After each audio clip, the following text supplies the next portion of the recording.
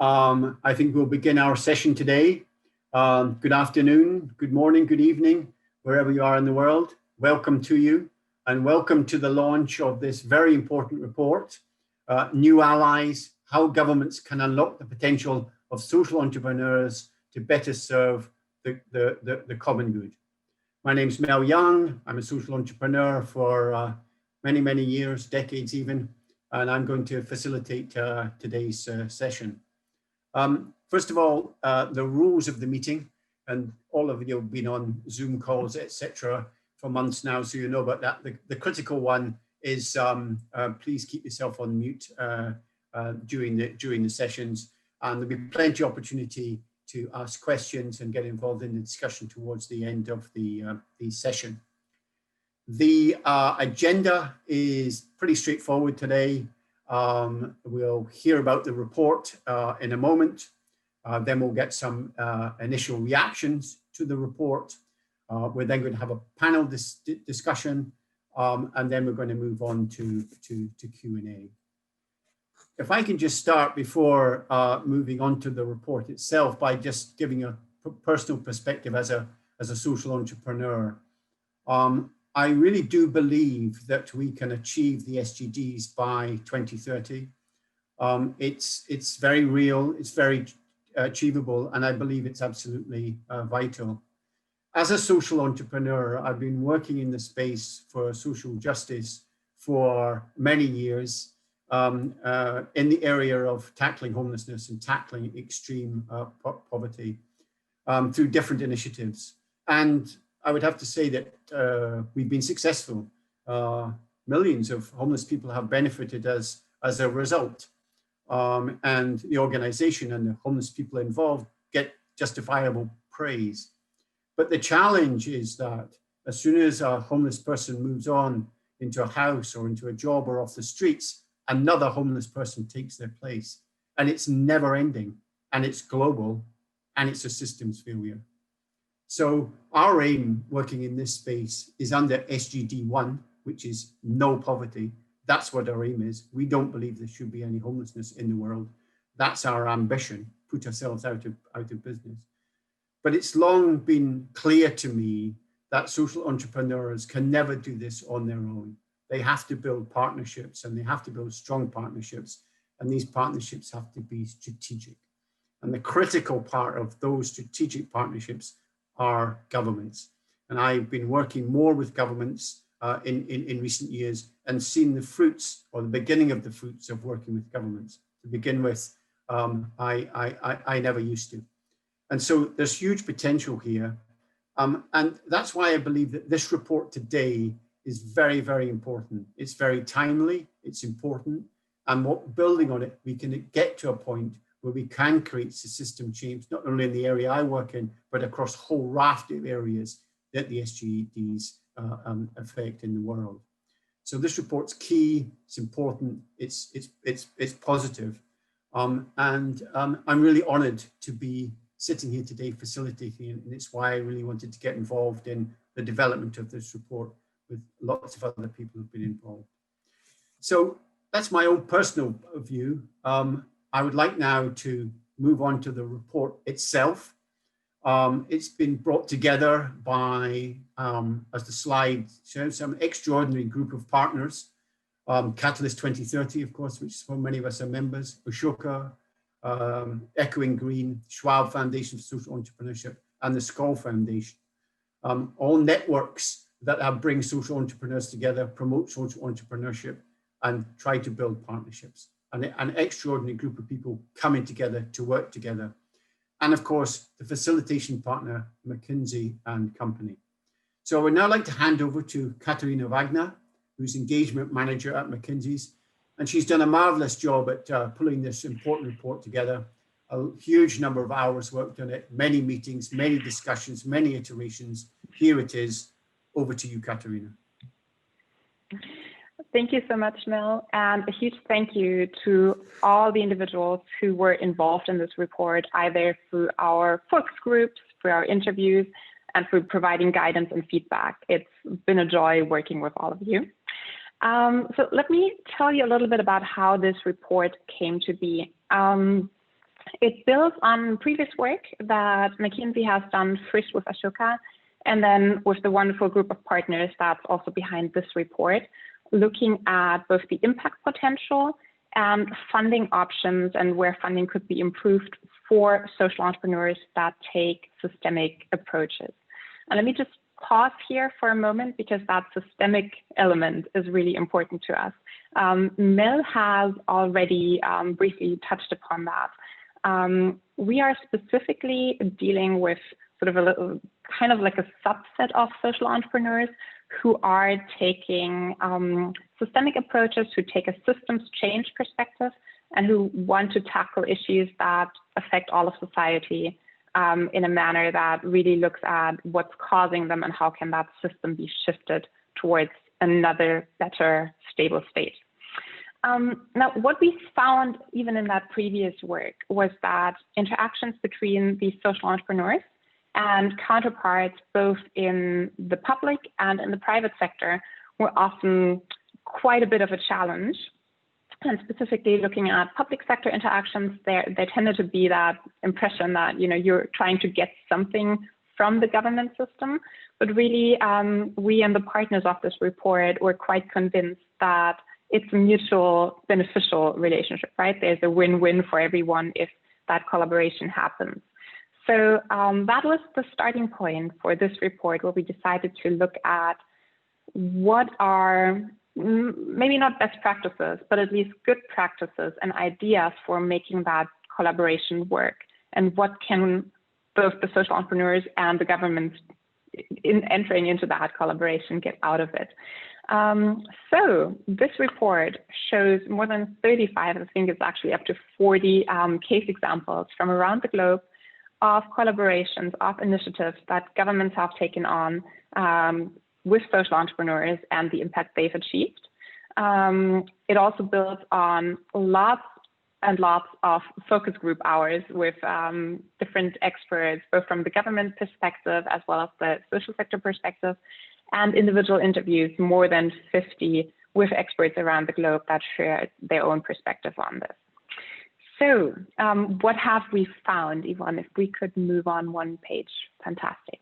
So in all these different conversations we've had, we've seen a pattern emerge, and we're able to sort of cluster the initiatives and the approaches taken into 5 different areas.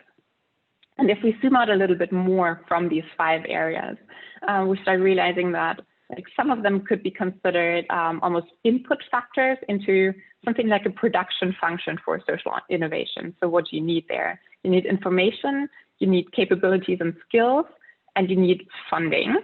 And then on the enabling side, that's sort of the sparkle that makes the entire thing work. That's on collaboration and institutionalization. And in the next few minutes, I'll talk a little bit about what we found in each of these categories and highlight a couple of ideas and examples that we've come across. It's by no means exhaustive. So if you do want to know more, there's a whole report, 60-something pages to read more on that. Now, looking at the first element, the power of open information. What we found here is, quite obviously, the more accessible and easily accessible information that the public sector has is to everyone, the better for social entrepreneurs. To give you a very simple example, the better and more granular information is on where children are struggling in school or where there are environmental pollution issues, the better social entrepreneurs can target interventions that they have and approaches that they're developing. At the same time, social entrepreneurs can also be fantastic partners for governments when it comes to information that is quite tricky for governments to collect, specifically thinking about issues like corruption, for example.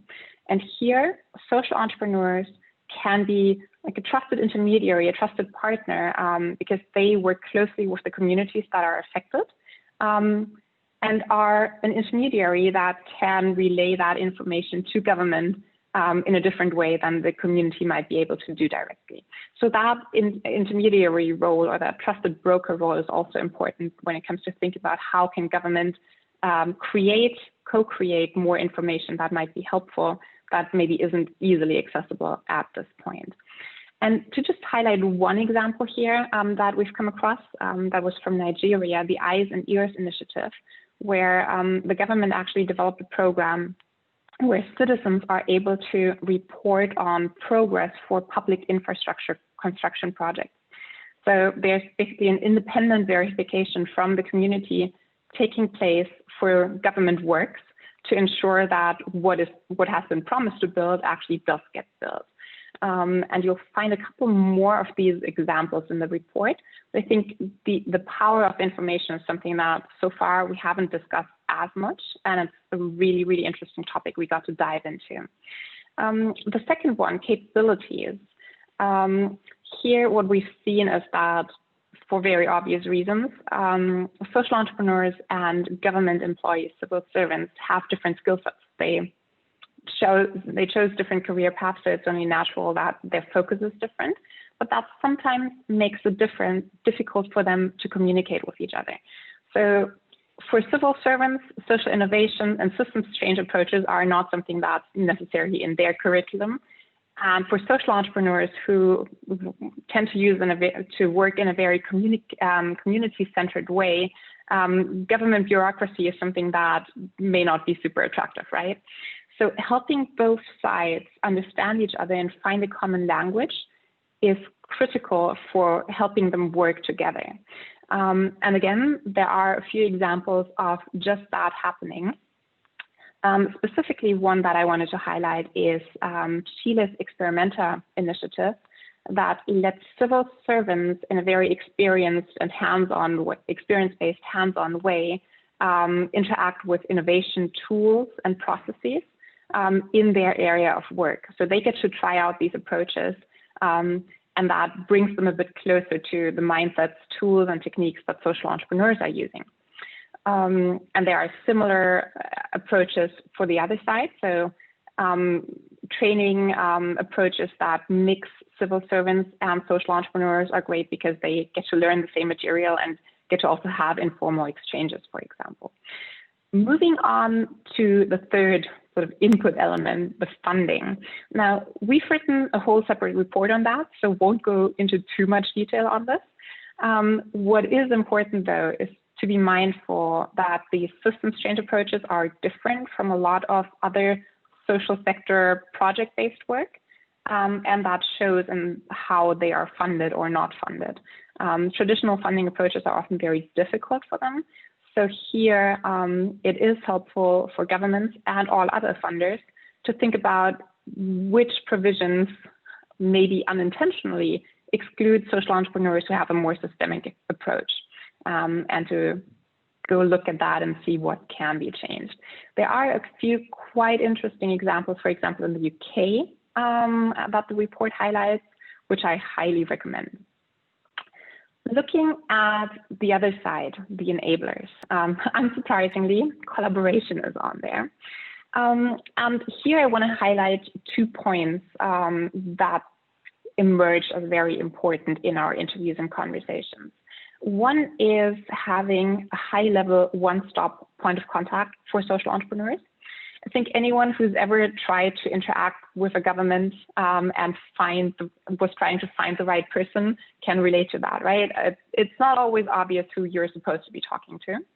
And making that path into the system and finding the right contact point a little bit easier through that dedicated office or one-stop shop, whatever you want to call it, just like takes a little bit of the burden off the social entrepreneur, and also helps the government side because there are more good ideas coming to them and they don't get stuck somewhere because someone in the system didn't know where to put them.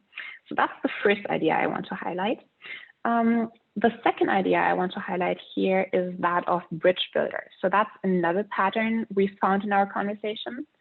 People who have both government experience and social sector experience, ideally also private sector experience, are incredibly important to making this work because they can act as translators and bridge builders. They understand both systems and they're able to serve as guides to their colleagues in whichever system they're moving in to help them explain why things may not be working the way they've expected, why certain approaches didn't work out, and who else they might want to talk to, all these kinds of elements. So bridge builders, people who have experience in multiple sectors, are something that you would really want to foster.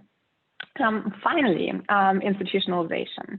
When we talk about institutionalization, what we mean is sort of the final stage of a systems change approach, in the sense that the system is moving to a new steady state, whatever that might be. There are very different kinds of end games, as you might want to call them.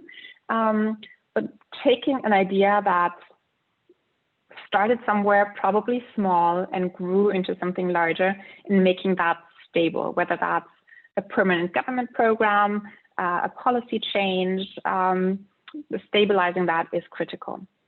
And for that, again, there are different approaches that have turned out to be helpful.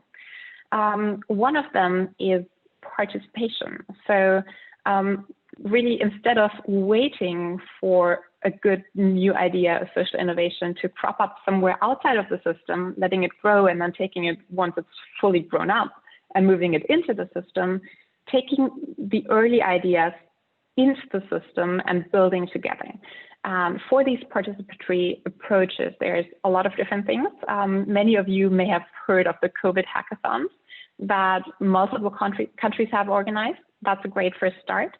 But there's a lot more that needs that kind of a participation, not just COVID. So elements like citizen assemblies could be another way of doing that, of getting ideas from civil society to interact with government and see where that could be grown.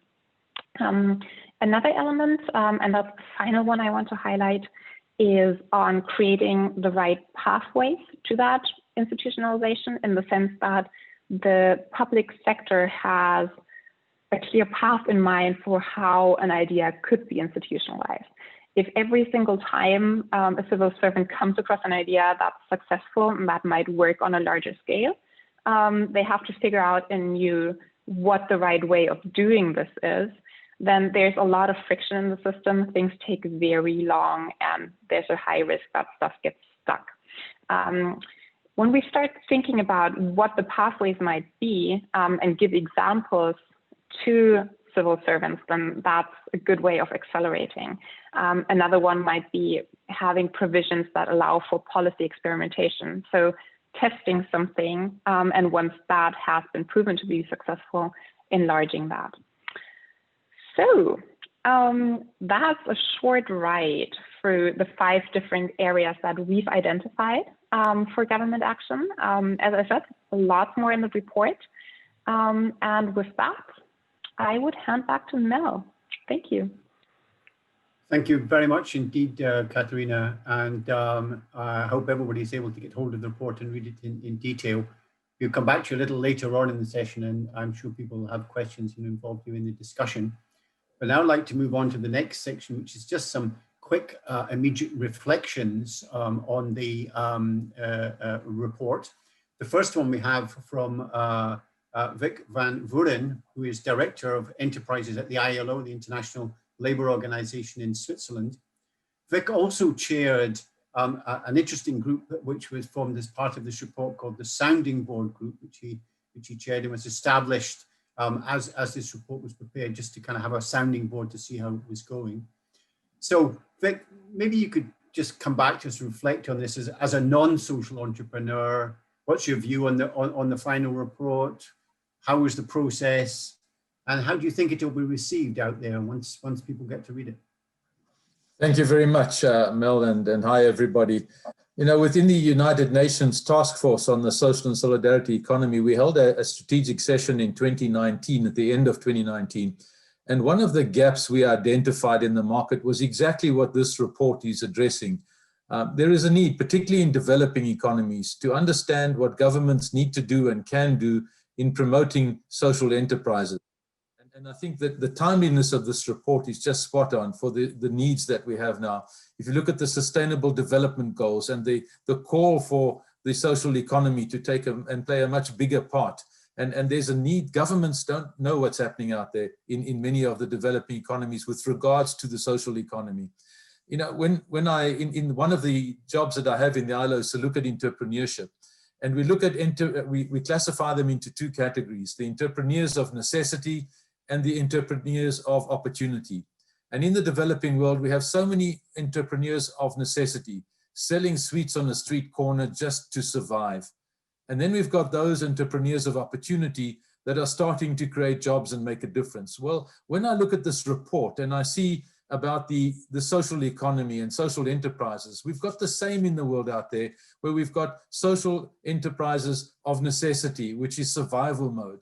We're looking for social entrepreneurs and social enterprises on the opportunistic side that can create wealth, that can create a value system and a way forward that's going to make an impact on the social deficit. And what we have in this report, I think, is the recipe of how to deal with this and to take it forward to those developing economies that need the guidance and the best practice scenarios. Now, there's certainly, and I'd like to quote one or two snippets from the report. And the one I'd like to quote is where it says, the ideas we propose are not absolute truths.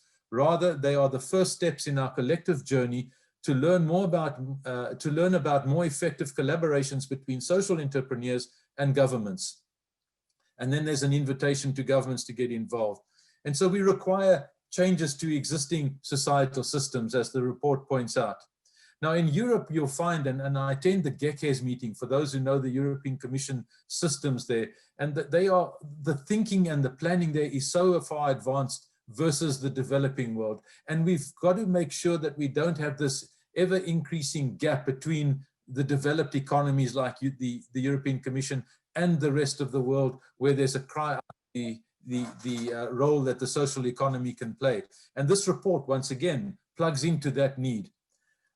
It talks about the social entrepreneurs, system social entrepreneurs that can be key allies for governments in bringing about these structural changes, such an important element. And then it talks about incremental change, structural change, and transformational change, which I think is so spot on. And what is going to be the success of this report, I believe, is the inclusivity and the amount of interviews and consultations that took place in coming to the final product, which is on the table. There were 53 semi-structured interviews with video conferences. There were focus groups that were held, and as referred to by Mel, the sounding board, which I chaired. And I think what the difference about this board, and which was quite fun to chair, was that when I came from the private sector, I got taught to think with my head and not with my heart, because profits are not emotional things. You drive it on a very profit-driven margin basis, and you come up with a final dividend for your shareholder. But what I've learned since joining the ILO is that there's another element to life, and that is not only on this thinking with your head, it's thinking with your heart. And it brings in a combination of thinking with a passion and with your heart, and combines the need for some strategic thinking. And what I found in the players in the sounding board, and to Catherine and the team that were drafting, was that there's an emotional link to what we're talking about and a commitment that this is the way to go forward. And that is why I think that this is a recipe for success, because it combines the strategic approach together with the emotional side of knowing that the social economy and the social enterprises can add value in a way that is never seen before. And the challenge now is to lift our game. And I do believe that this report can help us lift our game to scaling up these activities. I sound like a preacher, so I'm going to stop there. But congratulations to the authors of the report, and I look forward to being part of this journey. Thank you, Mel.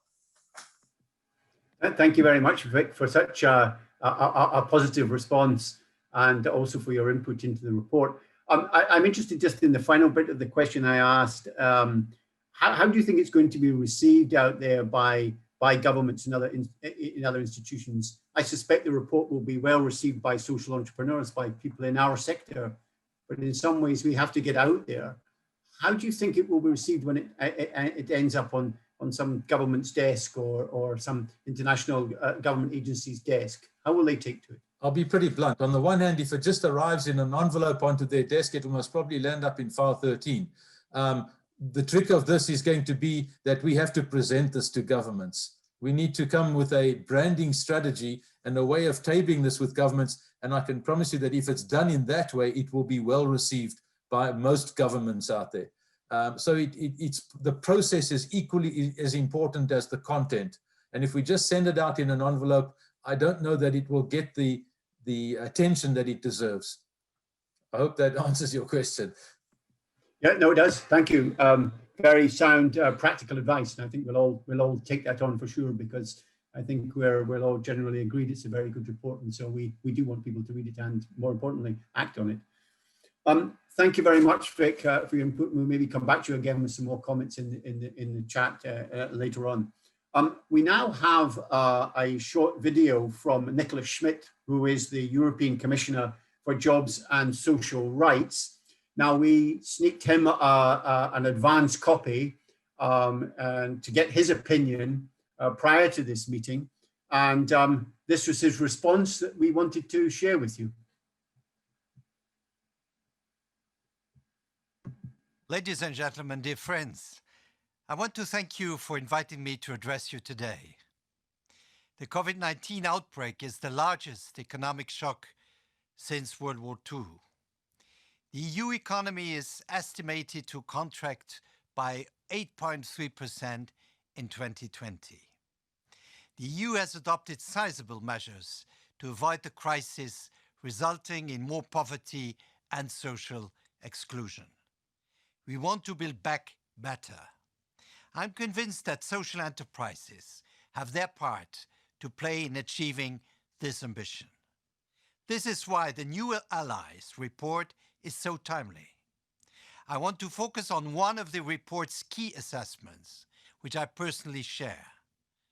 Social entrepreneurs can be key allies for governments in bringing structural changes to enable a fair transition towards sustainability. They can inspire systemic changes by virtue of their essence: social purpose, reinvestment of benefits in primary social objectives, and inclusive governance. They can do so by promoting alternative business models based on revamped working relationships, such as collaboration, participation, or membership, or driven by social and environmental objectives. At a time when the EU is putting in place a strategy for recovery and resilience and setting the conditions for building an economic model based on fair, sustainable, and inclusive growth, the transformative capacity of social enterprises is gaining momentum. They can help us reinvent the way we live and work, the way we produce and consume, the way we eat and heat, travel and transport. This is why we have been supporting social enterprises for years at EU level. EU support includes funding instruments such as the EU Programme for Employment and Social Innovation and the European Social Fund. We will keep on supporting social enterprises in the next multi-annual EU budget. However, the call for systemic change of our economic model underpins the need to strengthen our EU strategy towards social entrepreneurs. This is why we will issue an action plan for the social economy by the end of this year. It will shed light on the potential of the social economy and promote the right conditions for social economy organizations to thrive. The New Allies report will certainly feed into the action plan. I thank you all for this very valuable contribution, and more broadly, for your daily contributions to change the world we are living in. Thank you very much, and stay safe.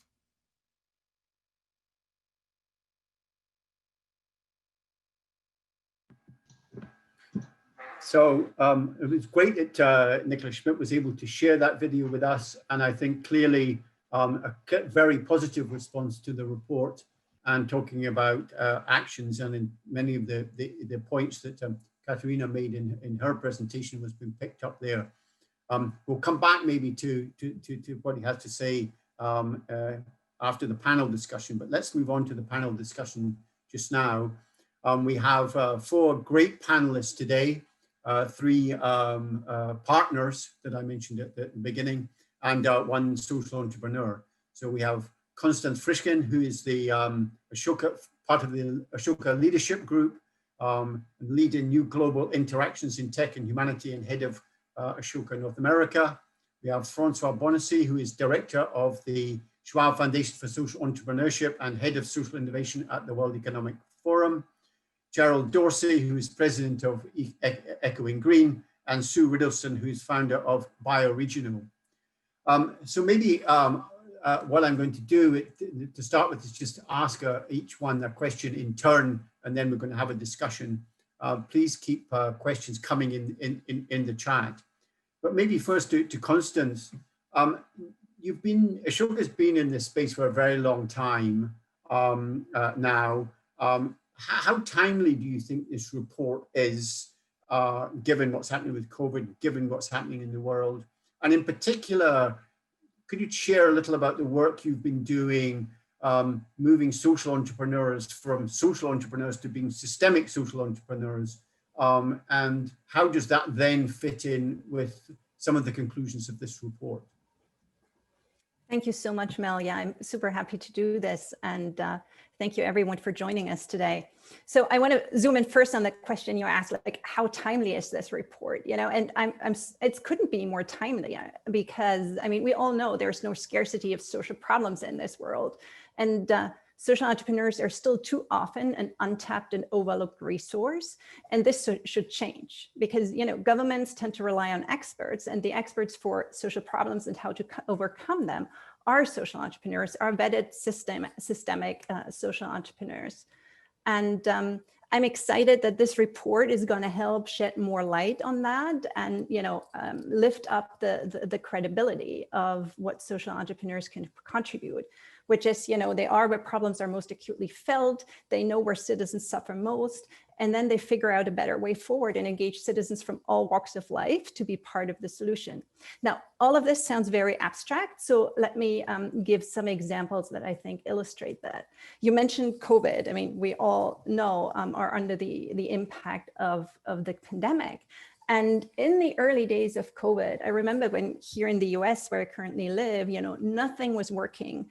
We were seeing that organizations run by social entrepreneurs, such as Project Echo, for instance, they were busy, you know, connecting rural health centers in Africa and Asia and the Americas with medical centers of excellence, helping everyone, you know, get the latest knowledge on COVID in terms of diagnosis, how to treat it, etc. And so they were, you know, by the day, training and upskilling tens of thousands of healthcare workers. Or another example here in the US, you know, as we know, COVID is especially impacting communities of color. And so social entrepreneurship organizations like Data for Black Lives, for instance, were early on in alerting government that this was happening. And they, you know, encouraged everyone to use data, segment data by race, made policy recommendations.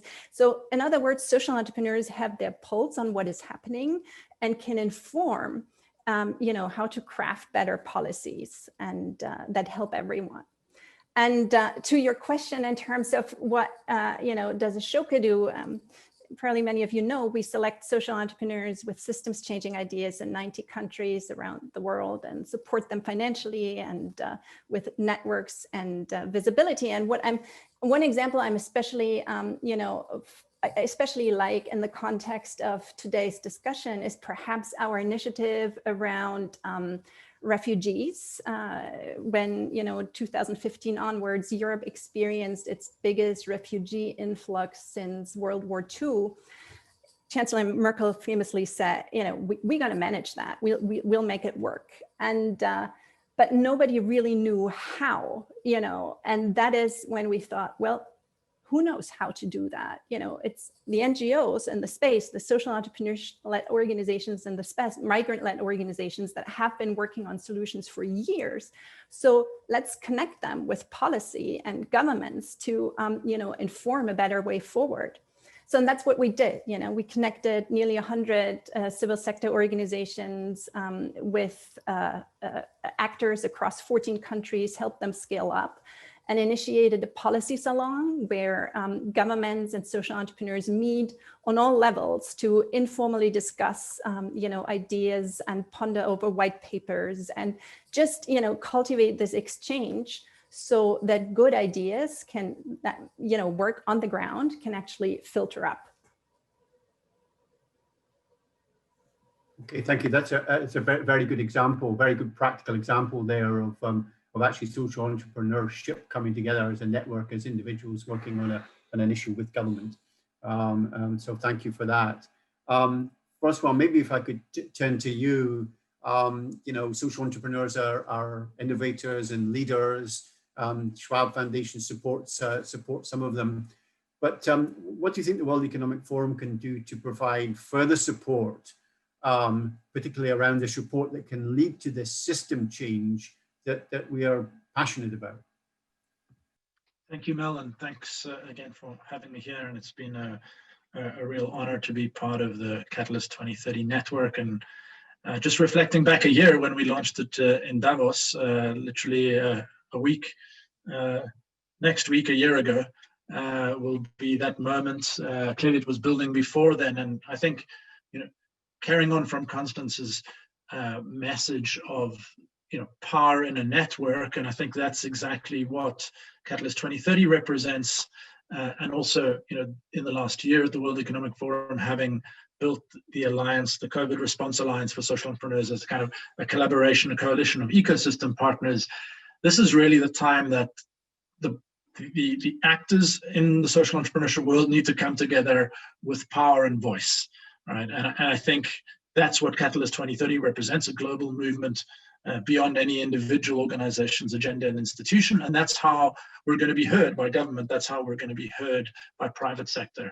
And so we're, you know, excited to support the launch of this report. I'm just posting the op-ed that goes onto the World Economic Forum website right now, launching, maybe I've jumped the gun, Katerina, on media, but at least showing you what we're doing is making sure that we're getting the word out there. This is linked to the Davos agenda next week. So trying to give it as much of a platform as possible so that when we get to the quiet meetings, so when we get to the behind the scenes discussions, that a level of awareness has already taken place, and that we've created in the minds of government officials and others that these are important allies. And that pre-work needs to be done, that visibility needs to be done, so that when the real conversations happen, when the creative conversations happen about partnerships around policy, around a great idea about actually seconding into government, and also recruiting from social entrepreneurship into government. And we've seen a few examples of that in our community as well. People who've gone on to play critical roles, establishing new government agencies, etc., because of the pioneering work they've done, setting standards around a different model of development or a different model of social progress. That's been, I think, you know, that's the work for us to do. So when you ask us what can we do, it's this work about building the platforms to have the voice, but obviously the content and the messages is coming from this group. I'll leave it there because I look forward to a discussion with the other panelists. Thank you, Francois, and it's very good news that it's posted there already. I think we're launched, so it's fine. We can have some exposure, no problem. And you know, hopefully people get that message, and that you're able and your colleagues to facilitate some discussion in the private sessions. But creating noise around the report is critical at the moment. So thank you for that. Turning to you, Cheryl, you know, for system change to work, there really must be an inclusive process, and we need to make sure that voices of excluded people and maybe smaller social entrepreneurs that we don't even know or are doing great work, but we can't see them, need to be included. So how can we make sure that their voices are heard in this and their views acted on, do you think, so that we're building the movement to include everybody? Thank you for that question, Mel, and really glad to be a part of this panel. I'm going to answer that in a slightly broad way, and then I'll sort of drill down. And again, Katharina, Catalyst 2030, what an important contribution this report is. It actually reminded me to go back and look at some of the work Haskins did at Brookings Institute, sort of looking at some of the work from the Obama administration's social innovation office from 2009 to 2017. So I think this continues to build the conversation and the drumbeat around how governments can work with social innovators and vice versa. So super important. So first, let me sort of talk about some of the work that I did with the Obama administration, and a number of us on this call did, to help them set up the White House Office of Social Innovation and Civic Participation, because it does speak to a couple of the areas that are listed in, part of the 5 areas that governments can do to bring social innovators in, namely sort of the importance of collaboration, institutionalization, and development of funding models. And sort of looking back at what happened during the Obama Foundation years, they were very good at setting up a number of social innovation funds that I think are models that we should continue to promote and look at. I'll raise 3 in particular. The Social Innovation Fund, that was very focused on investing in social innovators in the US that were working on poverty alleviation. They were able to raise about $243 million US, but went on to leverage an additional $500 million. And you could start to get a sense of the scale, because at the end of the administration, the work of the 300 plus social innovators had touched about 600,000 Americans working across 35 states. So a really wonderful example of how new funding models can really help to drive change and bolster civil society. And I would say the same is true for the Investing in Innovation Fund that the Department of Education rolled out, as well as the Workforce Innovation Fund. Again, all working on very important issues that speak directly to what you were saying, Mel, about equity and inclusion for marginalized communities. So that's one thing.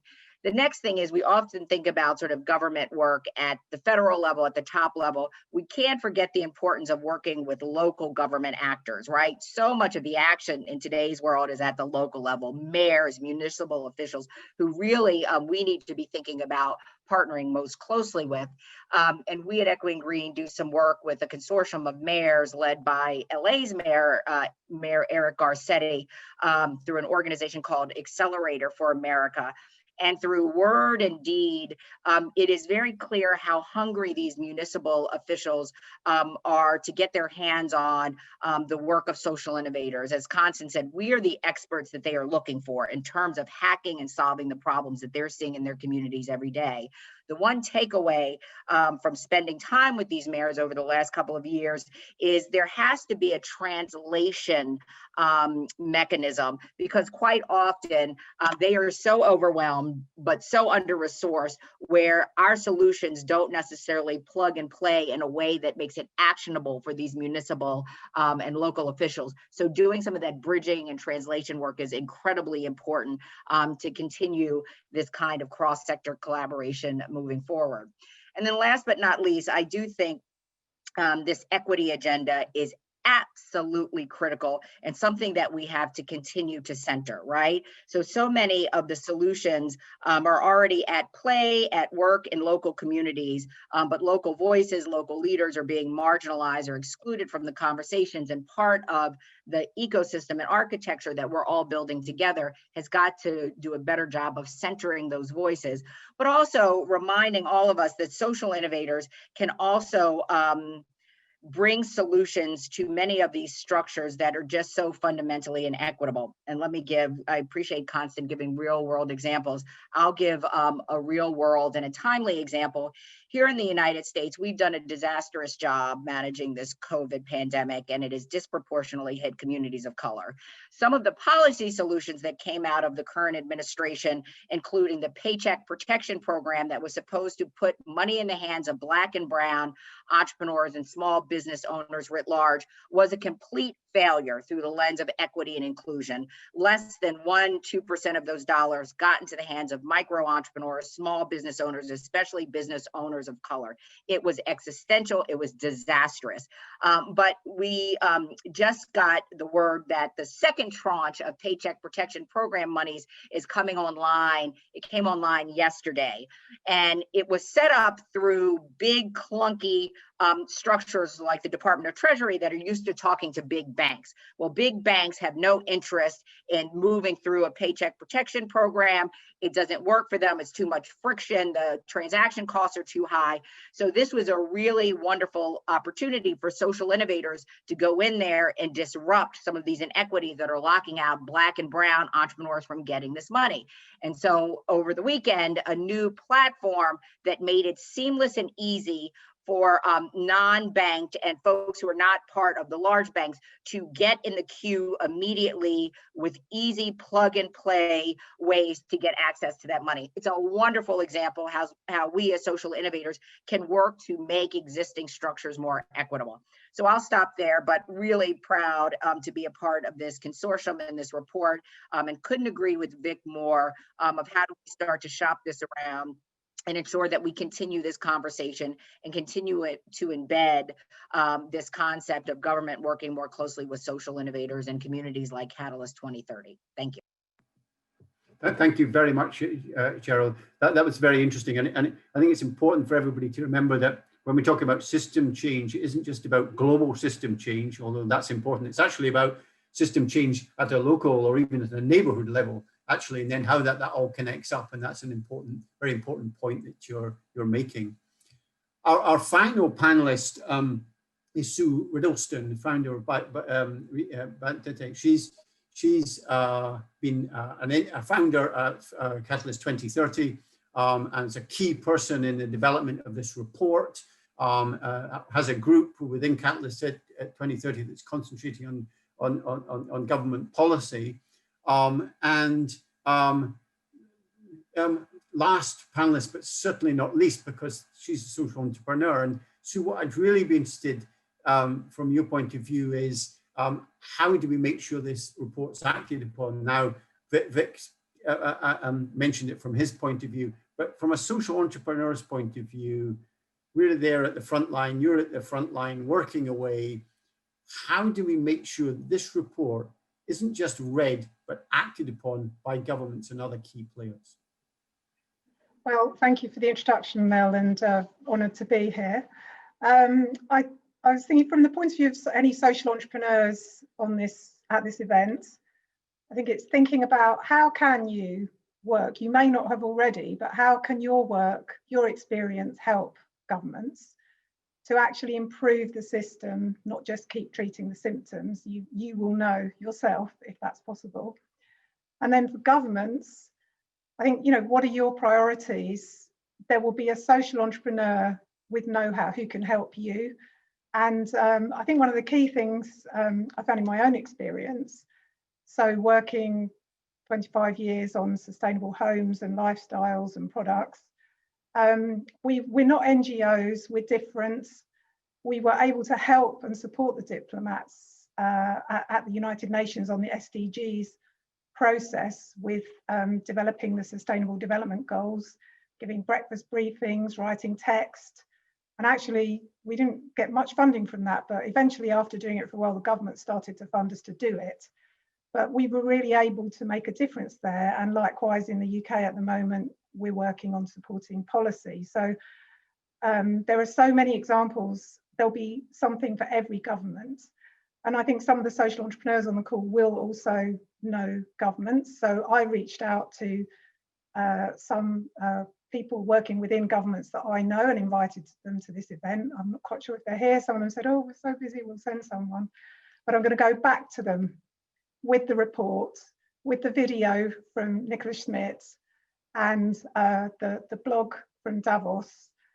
Because I think Vic's right, we have to package this up. It's a campaign, it's not, this is it. Now, during this year, this is a key year for us all to take the opportunity that this terrible crisis has afforded us, that everyone can see that we need a different sort of world. And if we can just step forward and just be seen enough that people say, oh yeah, actually, I like that idea, I can see that works. Who knows where it could go? And within Catalyst 2030, we're, as you said, Mel, we're fostering these partnerships. And of the 200 social entrepreneurs involved in Catalyst 2030, 19 social entrepreneurs have stepped forward to say, we want to work with governments with our know-how and solutions. and one government has stepped forward, which is great. So I think the key thing that we've started to find is how can we resource, as I mentioned, when I was working at the UN, nobody funded us to do it. We just had a bit of reserves that we were able to use. And I did actually try to fundraise for it, but it was difficult for me to make the case at the time. But I think for judicious amounts of resources, it could make so much difference to actually deal with the root cause of problems rather than just keep throwing money at the symptoms. And I think that's where social entrepreneurs can really help. So as Katerina said, we do need to look at funding models. And if there's any funders on the call, we need you, or the great networks, the Skulls, the Schwabs. We need you to help us to find a way to use your thought leadership and your leadership within the sector, as I know you are doing by being part of Catalyst, to help us make the case and package it up, as Vic said, and use all these platforms. So it's fantastic that Francois and the team at the Schwab Foundation have managed to get us a platform at Davos next week, which we just had a call about. It's great. There'll be United Nations meetings, especially as we're very focused on the SDGs. There'll be the high-level political forum in July, and there'll be many government meetings, which we just need to all sort of tip out our address books and kind of pull together to make sure that we reach these influential people so that they can start to hear how we can help. So I guess that's my thoughts on how we can make sure this report is acted on. So this is the start, not the end. Okay, thank you, Sue. And it's great to hear that actually you have at least one government that's responding already. But I guess one of the challenges that we all face in different parts of walks of life is really that everyone's in their own silos and stays in their silos, and that's it. So the government's in the government, and the social entrepreneurs and the social entrepreneurs, and it's a question of how we reach out. A very good question from Shafat Khan in the chat panel. Maybe I could put to each panelist because it kind of relates to this, I think. So aside of governments collaborating, partnering with systemic social entrepreneurs, how much of the work is to build capacity within governments internally to understand how to approach social challenges? Shouldn't social entrepreneurs be part of the internal team of teams within governments? So I think that's a very interesting question, because it got to my point about the silos. Shouldn't social entrepreneurs be seconded or taken on within governments to transform some of the thinking within governments? If not around policy, but practically, how does one engage? And it's one of the points that's made in the report. So I'd just be interested again in going around the panel and getting your view on how do you think we could collaborate much better? And is it not quite infiltrating governments, but just working inside governments to get them to understand how we might work together? So maybe if I could go back to you, Constance, and get your view on this question. Good question. It's a very good question. And, there are precedents where, there have been programs where fellows get, like social sector experts get seconded for a year to work with government. And, Code for America, for instance, Jennifer Palka being one example. And Cheryl, you will know more about the US domestic system, how that has been piloted. Let me briefly sort of highlight one aspect, which I think is also important here. Social change starts with seeing things differently, right? You suddenly need to have an awareness for there being a challenge or for there being a solution. And I think that is the process that we are embarking on here, that we want to, make available to the world, i.e. governments, a resource that has previously been overlooked and untapped, way too often. And these are social entrepreneurs. So once you start with seeing that differently, once you understand that there's an asset base in your society, then there comes the demand, right? Then we can talk about, oh, great. So let's figure out how we can tap into that asset base with more, systematic regularity. Let's think through how we can build up an internship or a fellowship program that would help, governments do that, et cetera. So and I think what I'm excited about this report, that it will facilitate that process, you know, and it will help more people to see differently. And us as collective are just, you know, way stronger than every one of us would be alone. And so I'm really thankful that we are all here together and embarking on this process together. Thank you.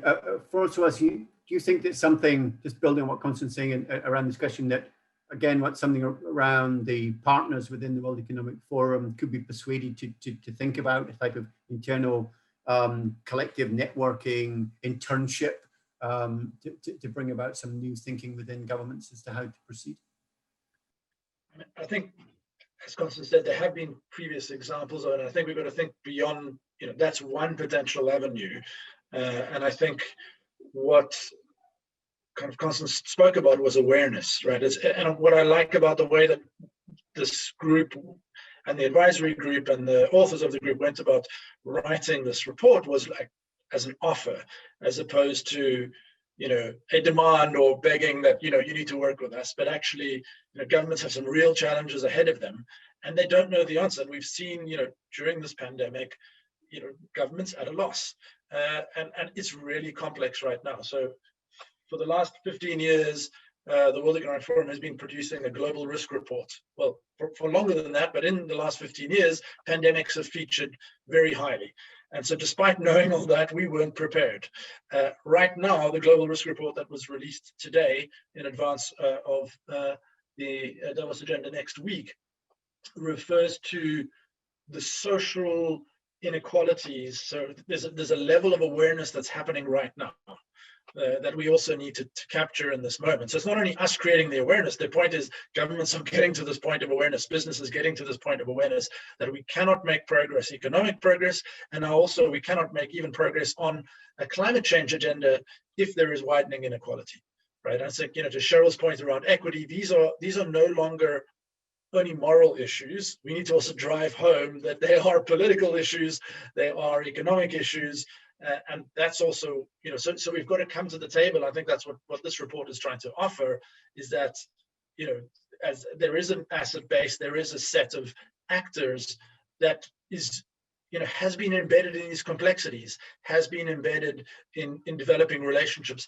has been, you know, tackling inequalities and looking at alternative ways of making progress in an accelerated way around issues of equity and justice for quite some time. We don't have all the answers, but we can be part of the team. And I think that's the message that we're trying to bring to the table. And we don't have to do everything, because I think the world is coming to that stage of awareness. And what we need to do is be there at the right moments. And I think that's what we're preparing to do. It's going to be hit and miss, right? I mean, I think everyone has recognized you've got to knock on many doors to get the awareness, but that is building. So we need to recognize the moment that's coming. So yeah, I'll leave it there. That's a very, very interesting insight, Francois. I think I would agree with you, actually. I think that the moments now, there's an awareness around collectively that something has to change. My own experience of working with governments more recently is that they're much more open, particularly if you talk about solutions. So I see there's a question in the chat about differentiating social entrepreneurs from NGOs. We're not just asking for money. Actually, we're sitting down with government and saying, hey, we have some solutions to whatever the particular issue is. Why don't you engage with us and we try and solve that particular problem that's maybe at your front door? I've certainly used that in the field of homelessness, where I worked by explaining to governments actually how expensive extreme poverty is. And there's plenty of evidence there. When you explain that to them, and by the way, if you were to invest slightly differently and do things differently, you would save yourself money and actually solve a problem. Then I find there's quite a lot of engagement and willingness to partner. So I think your insight's right. I think there's a greater awareness now about that if we're going to move forward in a sustainable world, then we can't have this huge level of inequality, which is growing and developing across the world. Cheryl, what's your view here in terms of just this question about how we pull governments around? Do you think it's the right way forward just now, and there's enough understanding in governments that they want to engage? Yeah, I'm going to build on everything, Mel, that you, Constance, and Francois has shared, because I think you all are spot on. And I think we've got to look at this agenda in terms of the short, medium, and long term. So in the short term, I think there is, I guess to Sunil's point, there is a human capital play. Most governments already have sort of some architecture around how do you bring talent into government. The United States has many programs, sort of the White House Fellows Commission, their internship programs. There's a way to leverage those to bring social innovation voices in. So for example, I was vice chair of the White House Fellows Commission for 9 years. I worked really hard to bring in wonderful social innovators from the Echoing Green and Ashoka community into those roles. Constance will know, Mark Hannes from Genocide Intervention Network that worked for Vice President Biden. Wonderful social innovators like Johnny Dorsey, co-founder of Global Health Corps, Bethany Henderson, founder of City Hall Fellows. Getting their insights and talent into an administration is a really important vehicle. Speaking to Constance's point as well, there are already a whole bunch of secondment programs that mainly focus on bringing tech expertise in, but why not co-opt that infrastructure to bring in social innovation voices? I think that's a great short-term opportunity to facilitate government shift in norms and policies and thinking around innovation. I also think there's a policy play, speaking to what you said, Mel, around the whole notion of outcomes-based financing. Right? You all are delivering extraordinary results for a fraction of the cost. Getting more governments to think about outcomes-based financing is a wonderful policy prescription to bridge the divide between how they're trying to deploy resources and how we as a community can absorb that work and translate it to impact at a lower cost. The last piece, I think, is a longer term agenda. I look at some of the members of the Echoing Green community, whether it be Michelle Obama, who was my generation of Echoing Green, or Angel Taveras, who was the first Latino mayor of Providence, Rhode Island. Getting social innovators, many of you on this call, you've got to go and serve, right? You've got to do your work, develop particular expertise, and then take that knowledge, that credibility, and go into your governments and serve and help them become better. And I have no doubt, I don't think I'm being hyperbolic, I'm not sure we would have had a White House Office of Social Innovation if Michelle Obama had not been a social innovator, didn't understand this ecosystem. If her husband at the time, a state senator and then a senator, hadn't served as board chair of a social enterprise, Public Allies, would they have had the understanding or the mindset to recognize the power and promise of social innovation? So doing that work now pays dividends in years, decades to come. But I think it's the work that communities like ours have to do. Okay, thank you, Cheryl, for those insights. Now, Sue, coming back to you, what's your kind of view here? It's a very interesting question, which has provoked quite a range of answers here. What's your thinking in this space? Well, so many wise words there that I agree with. I'll probably just add one thing, or draw out one thing, which is I've always found that in achieving system change, it's joining in with the process that's happening. So there's already a train to get on, as it were. So whatever that is. So for example, again, going back to the Sustainable Development Goals, there was a UN train to get onto where we were changing, we were coming up with a new set of what's the Sustainable Development Agenda post 2015. So getting involved, and then you become part of a team working with governments such that they, in my case, they literally become work friends, as it were, people in governments. And I'm sure all social entrepreneurs have got work-related friends in government. So becoming, as Francois said, becoming part of the team and joining in. So I think in the coming year, whatever's going on in terms of Build Back Better, we've kind of hung our hat as Catalyst 2030 on trying to help achieve the Sustainable Development Goals. So, just building these relationships. And I have seen how in some countries, they do have social innovators on their teams.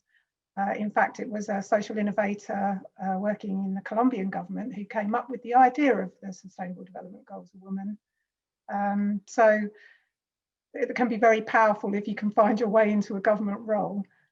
you have a lot of agency, but nevertheless you can still work in teams on a process that's happening. So I think we all need to have our antennae going for what processes are going on that we can join in with. Okay, thank you, Sue. By the way, very keen to hear questions. We need some more questions in the chat if you have any, or comments. Maybe if I could just turn to you, Katerina, for a second. You spoke to a lot of people and your colleagues in the compilation of the report, and you mentioned one or two examples in your presentation. Do you have one or two examples of governments and social innovators working well together that maybe you could share? Actually, I think there are so many that it would feel a little bit unfair to pick out one or two specific ones, because all of them have strengths, and weaknesses. I do think that there are a couple of governments that are pushing to explore what else they can do around working with social entrepreneurs and collaborating with the sector. And just looking at the depth of examples that we've seen in the report, I felt like the UK is one to look at. But then again, that obviously also reflects a little bit of a bias on who we've talked to, who we maybe weren't able to reach. So would not want to make this normative. I think there are great examples all across the world. And if you start connecting with sort of the local leaders in the area, you will find amazing people everywhere and amazing examples of collaboration. I don't want to kind of get into this whole subject of government, but there is issues around. A lot of people would say governments are really weak these days, and what you need is stronger government to be able to deliver something like that. So I don't want to kind of get into this whole story about where governments, Katerina, but is that something that you were picking up, where you had government that had, say, well thought out social policy, for example, or environmental policy, that they were the governments that actually could connect with social entrepreneurs to deliver X, Y, Z. Is there an issue here that we have to genuinely look at around which governments are easier to work with, do you think? So I think there's certainly something there that you're getting at, right? Of having an alignment between the goals of social entrepreneurs and the goals of government. And ideally, like once we start recognizing that there's a huge overlap for lots of governments on making the sustainability agenda happen, achieving the SDGs and so on, just like creating a better future for our societies, then that's a great base. Another element to maybe call out stability. And I think that is something that we've seen in a lot of contexts. The longer term these strategies are, so for example, if you have a national strategy to achieve the SDGs in place, if that is set out for more than one legislative period, that provides more stability, more planning options, because it's, it doesn't change when the people change, and locking things in and not making them dependent on individuals in bureaucracies who are that passionate to drive these things forward. I think that's also a step to stabilize that and help it go into the future. Okay, thank you. Interesting. It's another whole area. We have another whole hour and a half discussion on that, so I'm going to leave that there just now. But it's a very interesting kind of backdrop to this discussion. So we have one or two other questions again from Shafak Kine. What is specifically the role of governments to support youth social entrepreneurs? So I think this is a good question. So 13 to 25-year-olds as key players in reaching our economic and climate goals. So it's the next generation that's coming along. Certainly in my case anyway. How can they be inspired? And certainly when I interact with younger people, actually they have a lot of really good ideas and are keen actors in a positive way to make the world a better place. Just so I'm interested in the panelists then, I mean, what specifically can we do then around with government to engage that particular group, Constance?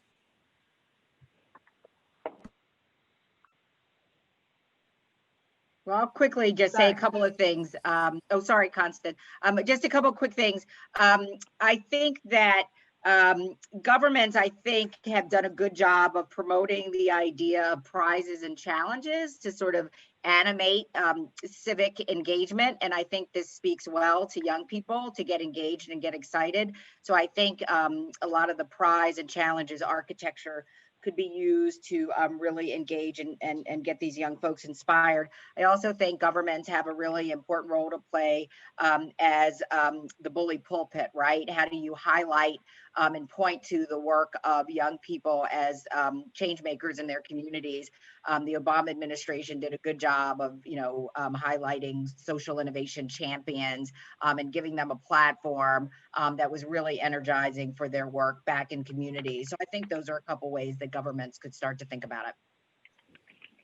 Thank you, Cheryl. Okay. I was trying to find the unmute button, and there I have it. But I've little to add to what you were saying, perhaps from just reiterating, that it starts with seeing differently, or awareness, as you, Francois, translated it, and just understanding that young people are smart, are capable, have, great ideas and great power. I mean, Greta is one example here that, stands for so much. So tapping into that rather than overlooking it and seeing potential where others might see weaknesses, is so important these days.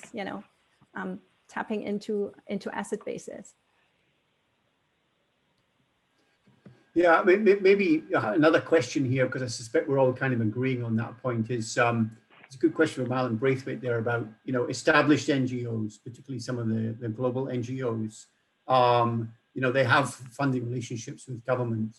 So in this particular sector, are we considering these NGOs as new allies, or are we replacing them, or are we trying to change the whole messages that we're doing in terms of moving towards sustainability rather than maintaining the status quo that maybe some NGOs could be accused of doing? So interested in that point. Francois, what's your view on that?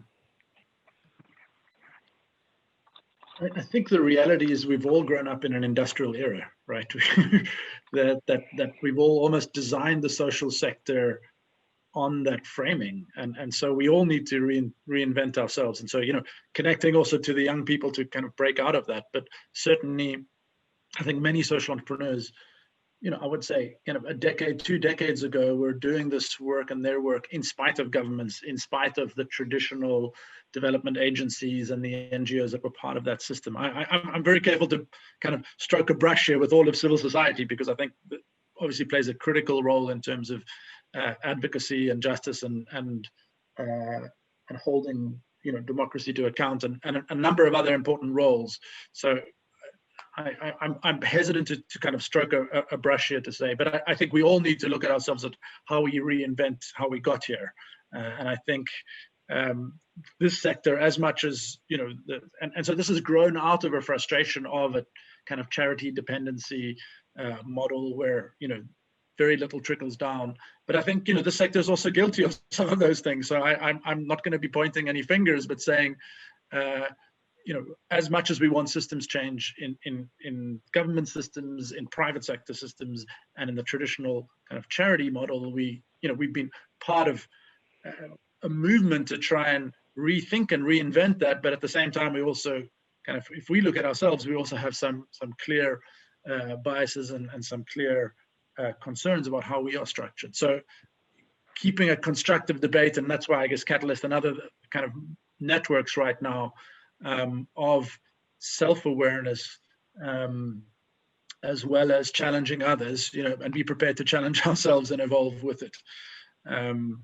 But I think it isn't a time necessarily to be pointing and saying that's the wrong way to do things, but rather to come to the table and say we're all in this together. There are some very big challenges we face, and I think we have to be a little bit careful, because in our own space we feel somehow very affirmed by what we have tried to create in this sector, and I think there's a lot to be going for that. But we must be careful to enter other sectors with confidence, but with humility. Because we can't do everything in all those other spaces, but we have something to bring. And I think it's being confident about what we have to bring. Yes, good wisdom there, Francois. And I do think just because of the very nature of the sector and the work we do, and we are, at the coalface a lot of the time, it's difficult sometimes to look up to look up, and then you create the family that we have together, and then we support one another, and it's difficult to kind of look out. But I think that this report actually does really help in that regard. It's saying, hey, potential partnerships here to achieve what we want to get to. But I think it's great wisdom that you're sharing there, Francois. And maybe just to add to that, I mean, something small we've started to do was to kind of, through our awards program, recognize social innovators in government and inside large corporations. Say this isn't only the purview of social innovators, right? But actually, this is all of our work. And so I think that, again, Constance talked about that mindset, but recognize, and open ourselves up to careers that can come, in and out of different sectors, as we've spoken about. I'll leave it. And that's very interesting, Francois. The fact that you've got what you're calling these entrepreneurs, people who are working in government who want to create change. I mean, how have you interfaced with them? Have they been positive and constructive? Have you been surprised at how maybe innovative and determined they are to create change, but from within government?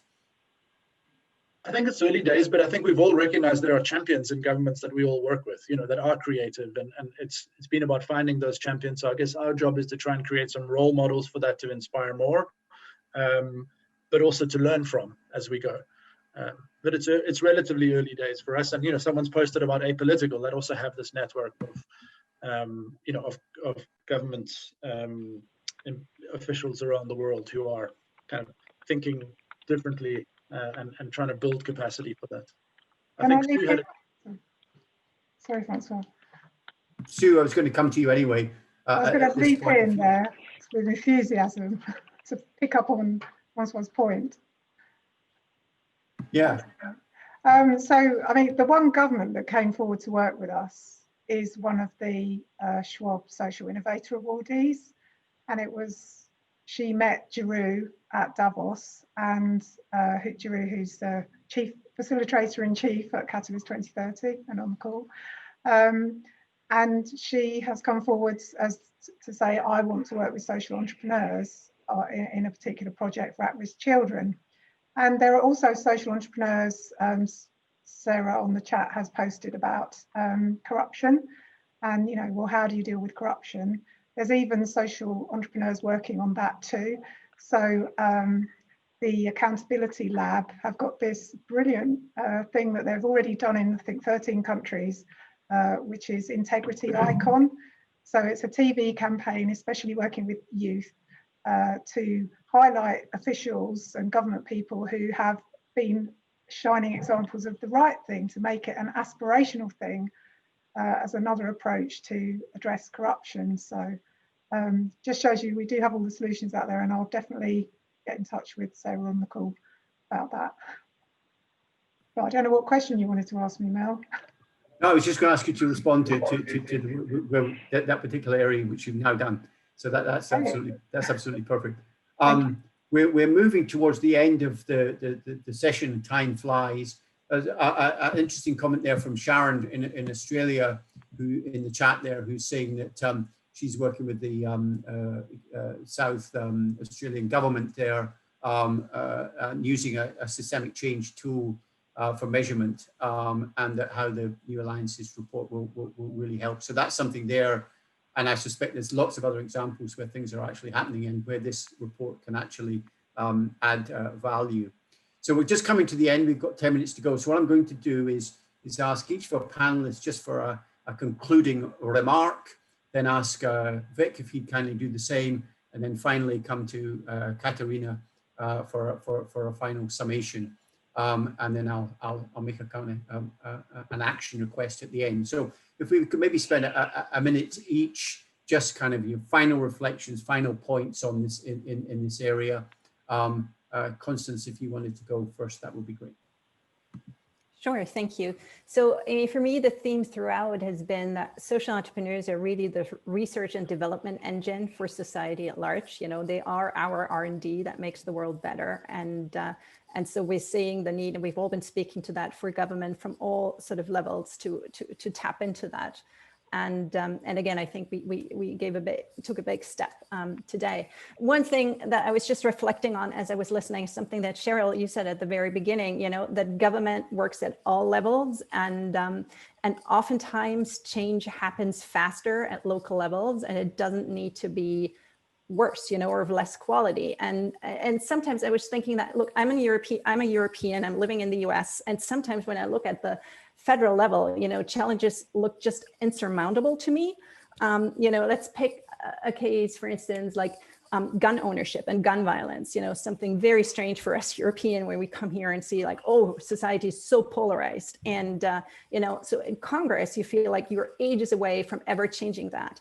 Right? When you look at municipal levels, we see social entrepreneurs making huge progress there, just bringing, you know, left and right and gun owners and social activists together, and together they figure out how to create policies and better practices in their communities, whether it's in the South in Arkansas or up in the North in New Hampshire, and just get to work and make change.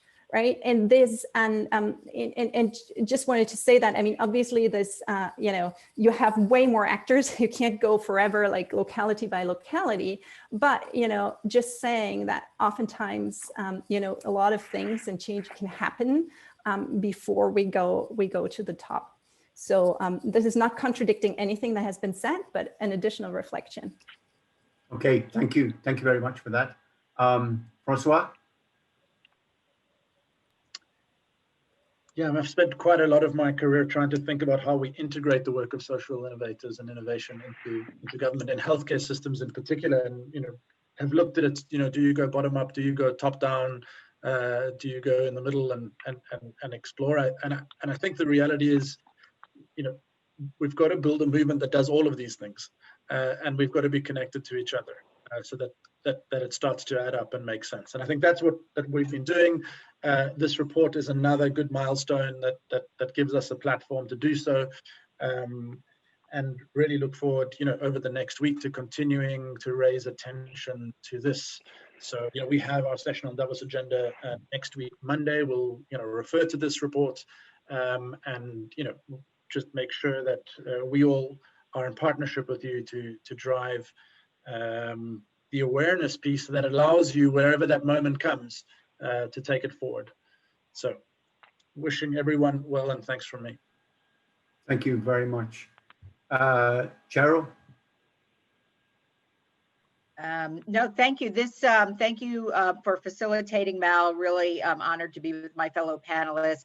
Katerina, thank you again for pushing this forward. This is a really important effort, and I think it'll be a playbook that all of us will be sharing long into the future. And I just hope we have a shared commitment that this will have a long tail if we all commit to use our networks, to share the work, to work with our fellow government innovators, folks like Sarah and others on the call, because if we do this work collectively, we can really accelerate the uptake around this work. But I'm really looking forward to working with everyone to keep this conversation going. So thank you. Brilliant. That's great. So positive to hear such positive contributions. Fabulous. Sue?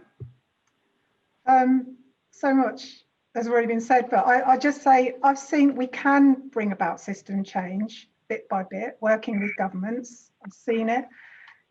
You know, what I have been able to do in my own work is a tiny bit of the whole solution. This is a job for all of us, and we all need to, if we can pull together under this sort of banner and campaign, then I think we can really achieve something amazing. But it's bit by bit, and it's a life's work or a generation's work.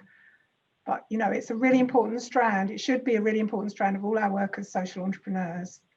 And for governments, I think it's just finding the right people in the governments, and like Sarah from the French government, and you know, really finding ways to work together. So I'm excited about what this year may bring in terms of where we can get to with this. Thank you, Sue. You're an inspiration, and if we keep inspiring one another, we will get there. Of that, I'm sure. I share your determination, and actually, I think we can get there. So, but you're an inspiration. So, thank you for sharing. Vic, would like to hear your final thoughts before we close. Thank you. You know, today mustn't be seen as an event, but rather a start of a marathon. I mean, there's many marathons we run in different areas in life. And I would see this as a start of a marathon, but we need to have a strategy of how we're going to take this forward. And I would argue that we've got such a good network here. We've got these focus groups and teams. I don't think that should come to an end. We need a strategy and people committed to take this forward. Governments, as I said, are not going to take this forward until we get champions in there. How to get them in there? We need to target a few countries. We need to get some pilot successes out there. It can make such a difference. We've got the tool with us now. Let's use it effectively through an agreed strategy of how we take it forward. I'm certainly keen to be involved in the thinking behind that. And I'd hope to think there are many others on this session today that will do the same. Thanks. Thank you, Vic. Those are very wise words, and thank you for that. And I think everybody will be enthusiastic to get involved. But you're right. This isn't an end. This is just the beginning. And so it's how do we build on it? So thank you very much for those fine words. Finally, Katarina, as the author and coordinator of the report, you have some final words. We're now launched. It's out there. You have a minute for some concluding words. Well, thank you, Mel. So I actually want to come back to the idea that Francois raised earlier on that spirit of humility.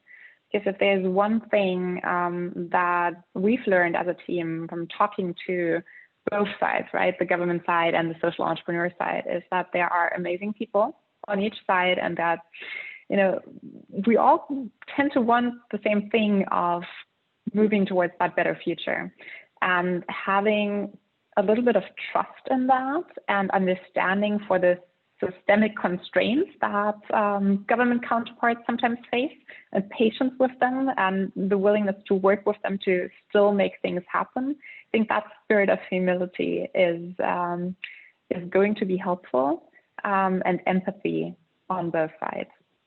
And beyond that, read the report and tell everyone about it. That's it. Okay, thank you. Thank you very much.